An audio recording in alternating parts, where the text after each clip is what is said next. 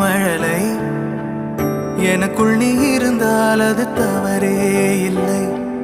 நீலை நான் பருவமழை சிறு சிறு துளியாய் விழும் தருணம் இல்லை. ஆழியில் இருந்து அலசி இழுத்தேனே அடைக்கலம் அமைக்க தகுந்தவன் தானே. அடி அழகா